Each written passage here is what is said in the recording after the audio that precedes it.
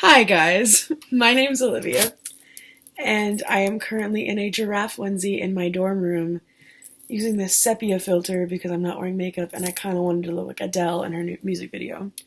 But, alas, that is not my reason for making this video. I wish I could talk to you about Adele, but I am in fact talking about book censorship. Now, the book I selected was Harry Potter and the Sorcerer's Stone. I must disclose that I am not a crazy diehard Harry Potter fan, but this happened to be the most recent book that I read that I found on the banned book list, which I was very surprised to because it is such a common book and such a beloved franchise. I don't really see that having a bad effect on America. But a summary for those of you who don't know, Harry Potter is a young boy whose parents died when he was an infant, leaving him to live with his malicious and obnoxious aunt, uncle, and cousin. However, it is soon revealed that Harry was the child of two talented wizards and is given admission into Hogwarts School of Witchcraft and Wizardry. While there, Harry finds friendship and acceptance amongst his peers and is able to combine his classmates' strengths with his own in order to save the wizarding world on multiple occasions. Specifically, I'll be talking about, as I said, the first book. I read that because I knew if I tried to summarize it myself, I would ramble. The Harry Potter series is actually the most banned piece of literature of the 21st century, according to the American Library Association. Why was it banned? Well, the most notorious of criticisms came from none other than the fundamentalist American Christian groups who argue that the books promote witchcraft, Satanism, and anti-family themes. Because it's 2015 and Satan's still walking around on the street, I guess. The biggest problem I have with that argument, now I'm going to take my personal stance because that is obviously the purpose of this project. The biggest problem that I have with that argument is that a lot of these parents allow their children to worship Disney films and things like that also promote things such as witchcraft and wizardry, but they don't see as bad because it's supposed to be like a fairy tale and it's not a real human being doing it. They had no problem with their child dressing up as the Little Mermaid, even though she got to walk because she tried to sell her soul. Or there's no problem with Cinderella's beautiful dress that she got through sorcery as well. If we're going to consider the fairy godmother's wand the same as Harry Potter's, I suppose you could say that was sorcery. It seems like a very one-sided argument. I don't know. Obviously, there could be fundamentalist Christians that say that Disney's Satan too, but I haven't heard that one as much as Harry Potter. On a personal account, I went to a small Catholic school for high school after going to public school for many years, and one thing that came up for us, including Harry Potter, was that we could not have a Harry Potter themed rally because one mom said it promoted sorcery. As if that's a problem you see every day on the street, is people coming around trying to steal your soul and, eating unicorns and drinking their blood and whatever. I mean, it happens to me every day, so I totally get that argument. It's very logical, if anything. Now I'm going to talk about some of my favorite parts of this book, as we should not focus this entire video on my roommate's gesturing that she's going to lotion her arms. I don't know why that's important. I'm leaving it in this video, though, because that was weird. So we're going to talk about some of my favorite parts of this book in particular, and some of the least favorite parts that I had. One of my favorite parts was actually just the ending of it, which, spoiler alert, though I'm pretty sure everyone in the seminar that's going to be showed to has probably read Harry Potter. I haven't. Because you guys are good people, unlike me, who read it this year. My roommate's being really obnoxious. I might have to kick her out. My favorite part of the book, actually, though, is the ending. After Ron, Hermione, and Harry had worked together to retrieve the Sorcerer's Stone and defeat Voldemort for the first time of the series. I think that Harry felt supported by others for the first time in his life, as he had had a very terrible upbringing due to the death of his parents and having to live with, as I said, the terrible cousin, uncle, and aunt. I don't think he ever felt truly loved. I loved when he awoke in the nurse's office to his friends around him who were very concerned about his well-being, as well as some adults. I don't think, due to his environment living under the stairs, he never really had children care about him either. He didn't have friends. He was kind of like a malnourished little guy that sat in a room eating saltine crackers his entire life, which is inaccurate, but that's the description I have, because I just picture this pasty little guy eating crackers. other than that guy. Even though Harry had to wait a little while to realize his fame in another part of the world, along with others' respect for him, every moment that he gets to realize his worth is touching and makes the book magical, even when you read it for the first time as a senior in high school, like I did. My least favorite part of the book was having to go into the children's section to find it.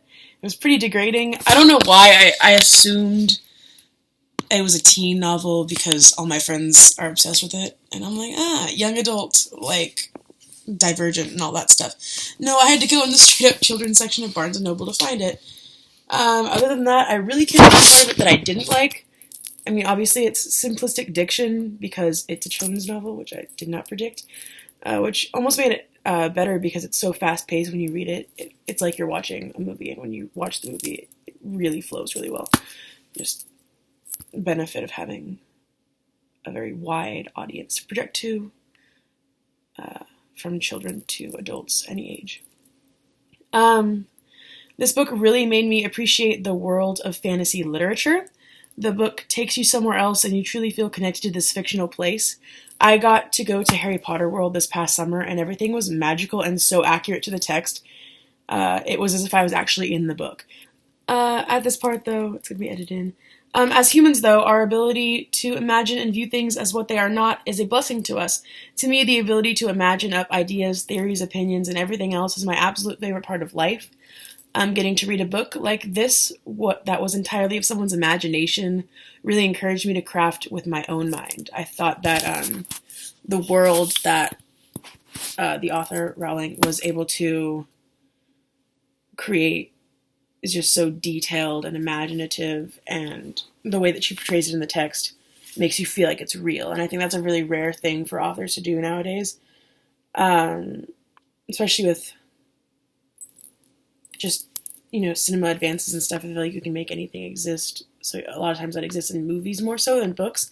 This was an example where, like, the book really portrayed well the author's imagination, the extent of it. She, like, painted a picture. It was wonderful. I think others should read this book because it is fascinating and an imaginative tale that ages older with you. The themes are exciting and you learn something about what it is to be a friend and a heroic individual. Harry Potter combines the day-to-day stresses of a young boy with a fantastical world unlike any other. If people were going to ban children from reading a children's book like Harry Potter, then we might as well ban every Grimm fairy tale off the market, and those all promote similar witchcraft and sorcerer and all those ideals in, I think, a worse way, because it shows it preying on children, not like children are saving the day with magic. No, children are, like, dying. But no one has a problem dressing their child up as Hansel and Gretel, or Cinderella, or The Little Mermaid. So I don't get why Harry Potter's such a big deal to people and why it's so offensive.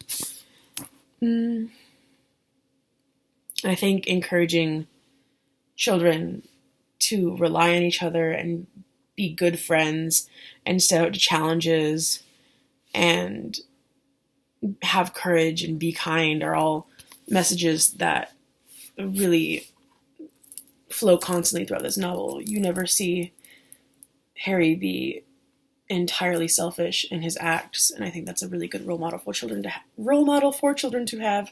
Pardon me. I don't know. I never read it and thought, oh, this would negatively affect a child when they read it.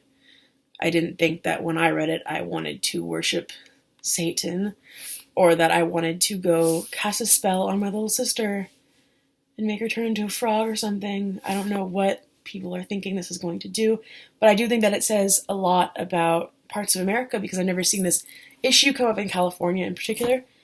But the idea that children could have such a beautiful and powerful book taken away from them just because of the ideals of one religion is truly tragic.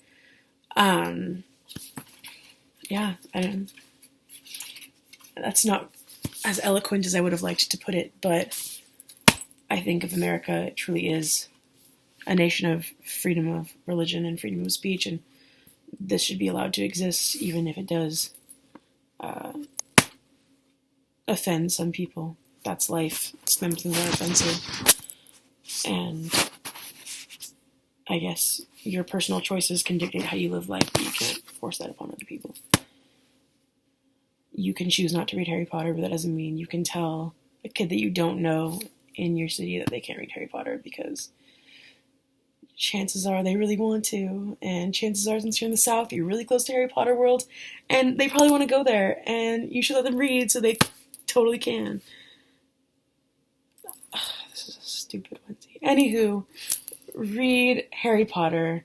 My roommate is laughing at me. Don't listen to fundamentalist Christians who say we need to ban this book. They don't know anything. That's a very rude accusation to make. They do know things, but I think they're in the wrong on this subject, and that we should not be banning children's books of anything. Olivia out.